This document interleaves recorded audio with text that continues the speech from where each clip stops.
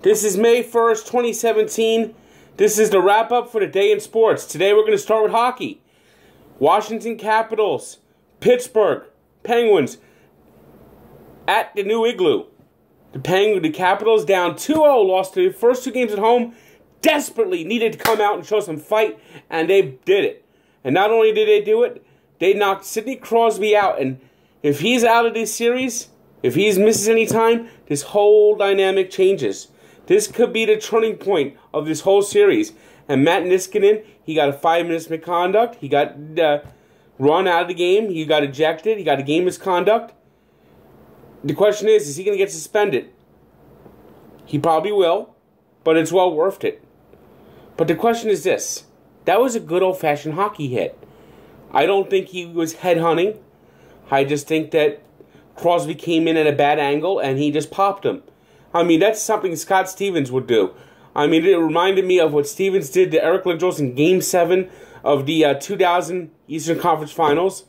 Lindros came in there with his head down and Stevens just popped him. And Eric Lindros is never the same. The Devils went on to win the game, went on to win their second Stanley Cup.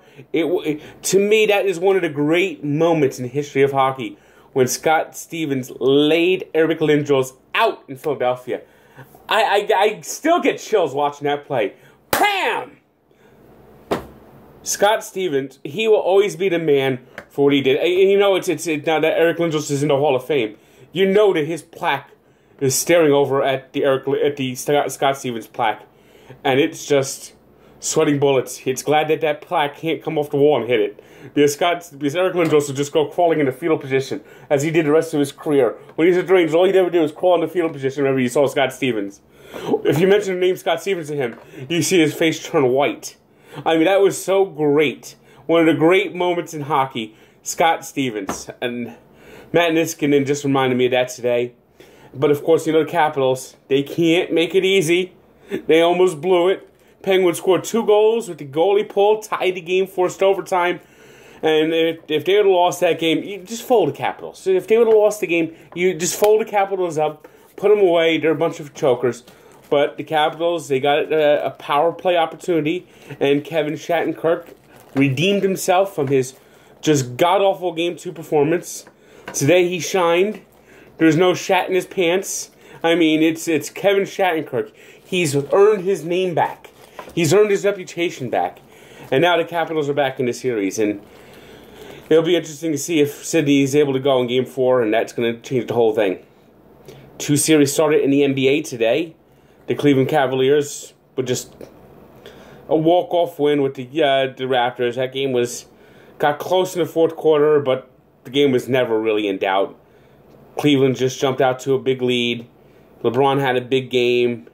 Ho-hum. See you in Game 2, Toronto. Maybe you have a chance to at least split, but I doubt it. I just doubt that series is going to be even that competitive.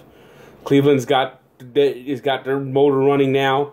They sense it. They're in the playoffs. LeBron's doing the LeBron thing. He's getting ready. He's going to be back in the NBA Finals year after year because the East is terrible. And the big surprise, though, is what happened to the San Antonio Spurs? They just got their doors blown off by the Rockets. I'm just stunned. You know, I thought the Rockets had a chance to win the series. I think the Spurs are going to win 7 games, but San Antonio's got to come out and answer in Game 2. I mean, they didn't show up tonight, and that's a stunner. That's something that you never expect out of a Greg Popovich coach. It's just a terrible performance like tonight. I mean, they were down by as many as 40 points in the fourth quarter. Just game was never in doubt. 30 down, 30 at halftime. Just ugly, ugly, ugly. The Mets, of course. Now we get back to baseball. My usual passion, my Mets. Of course, the news wasn't good. Noah Syndergaard, torn lat, probably out 12 weeks, best case scenario. And with the Mets case scenario, it's probably out for the rest of the season. Because any injury for the Mets always seems to go worse. They don't rehab properly. They don't have proper mechanics. They don't have proper strength and conditioning. They don't have proper rehab. It always lingers. These injuries always... This is another reason why Ramirez needs to be fired. Because these players don't get back on the field in time. There's something wrong here.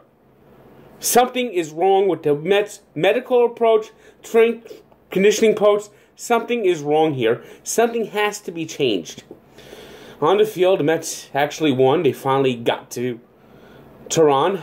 I mean, Tehran was just torturing the Mets. Torturing the Mets.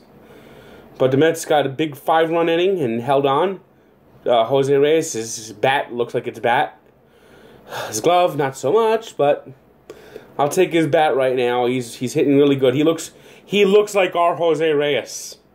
The Jose Reyes we loved. The Jose Reyes that one day should have a plaque down in the Citi Field Rotunda in the Mets Hall of Fame. He's one of the great Mets of all time. That's why it's so painful to see how bad he was. But Robert Gsellman, oof. Got pitch better, G-Man. I mean, you're lucky that Noah's hurt. You're lucky that Seth Lugo's hurt. You're lucky that Matz isn't back. I mean, right now, Robert Gsellman's pitching like he should be in AAA. So that concludes today's wrap-up. Good day.